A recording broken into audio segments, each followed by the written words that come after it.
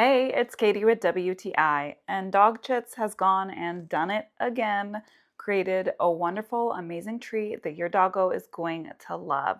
These lamb ears are lamb ears, just that. And it comes in this bag of 35. You get so many, just good old lamb ear, what your dog loves. Our boy Hank comes running every time we pull these out, every time we shake the bag. I try not to give him too many a day, even though by his weight I can give him up to 4. I want to keep these as a very high value treat. I have noticed that since I have been using treats by Dog Chits, our Hank, when he does escape the yard, will actually come around to the front door and set our Ring doorbell off so we can let him in and give him one of these treats. These lamb ears do have a little bit of a smell. You will notice it every time you open the package.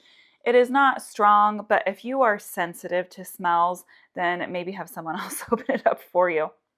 They also have just the tiniest bit of an oily feel to them. At least you know they're not dried out and old. Hank just loves these lamb ears, and I love knowing that I'm not giving him something filled with chemicals or fillers, something that he loves.